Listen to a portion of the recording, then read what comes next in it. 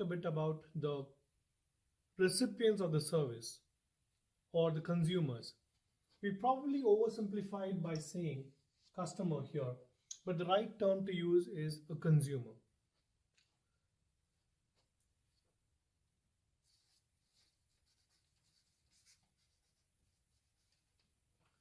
So a consumer could be of three different types. So a consumer could be customer, user,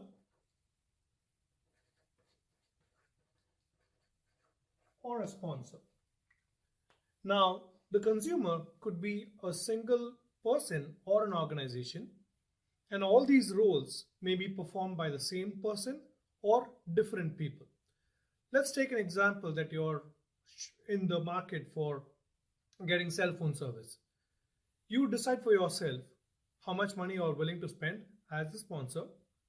What are the needs of the cell phone and the cell phone plan that is suitable to you as a customer? And eventually you're going to use the service, you're going to use the product, so you are the user of that as well. Now let's take another example where a company, an organization is buying smartphones for its employees, for its users. So in that case, whoever has the purse string, the vice president or whoever is allocating the money for this project, they would be the sponsor. So they call the shots on how expensive or how cheap they want to go in terms of procuring these smartphones or cell phone plans for your employees.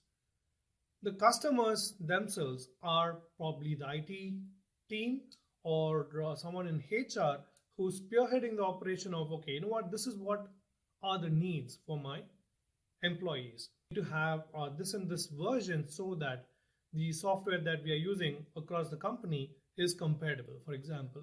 So they define all the requirements for that particular acquisition. So they would be the role of customer, or they take responsibility to decide on behalf of the users who are eventually going to use the product, the end users for the product. Now in this case, you have three different aspects of the organization performing the role of a customer, user, and the sponsor. So who is the customer?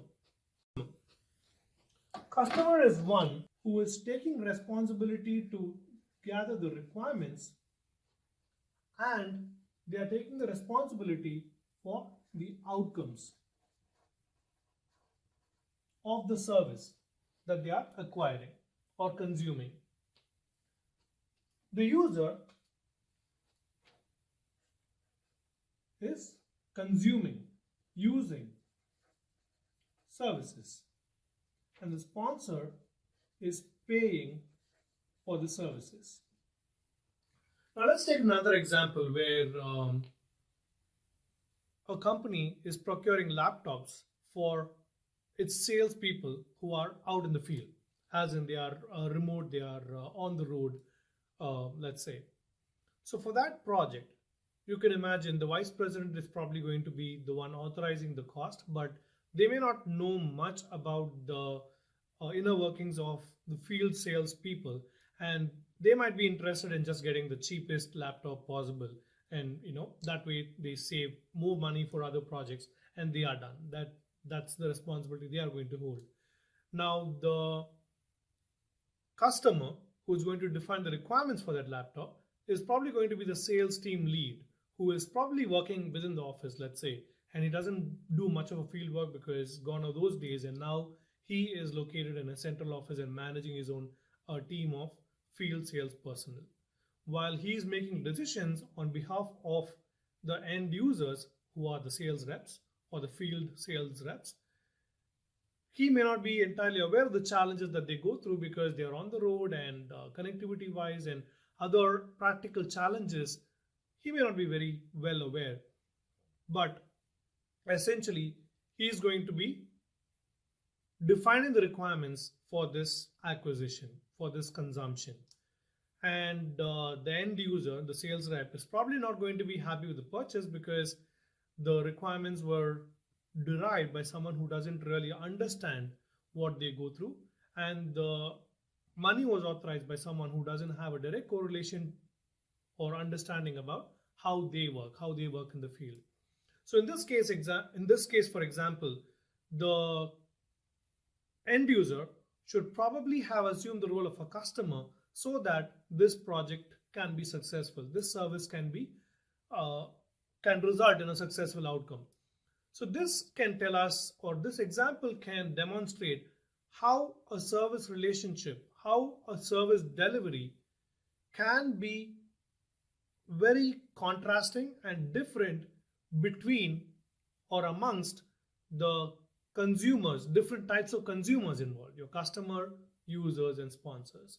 So for a service consumption to be productive, for it to be a positive experience, it's important to have the right people take on these roles so that end of the day, you're deriving good value for the investment that you're making, and you as a consumer is happy with the product, and the service provider also accomplishes a value that both of you can co-create and share and nurture.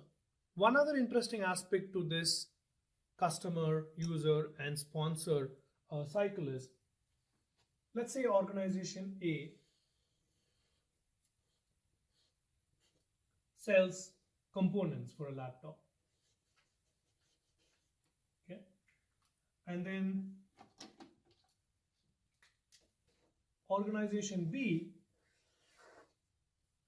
purchases these components and then builds the laptops.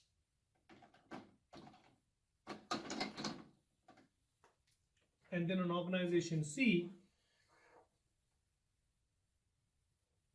purchases these laptops. You'll notice here that in this service relationship, they are the service provider and they are the consumer. And then in this service relationship between B and C, B acts as the provider while C acts as the consumer. So if you think about it, for a lot of organizations, since the give and take is going to be progressive and result in several, let's say, layers before the end consumer reaps a service or a product, it's going to be critical for service management to perform at its best at every level in the process.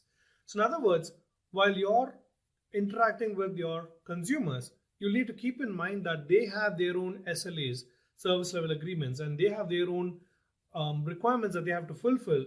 And we need to be mindful to involve all the stakeholders and understand the entire picture before proposing solutions. And that's one area where ITIL can be helpful to understand these complexities in service relationships, that the buck doesn't stop with your consumer. You have further consumers down the road as well. So you'll have to be cognizant about that fact and deliver value at the appropriate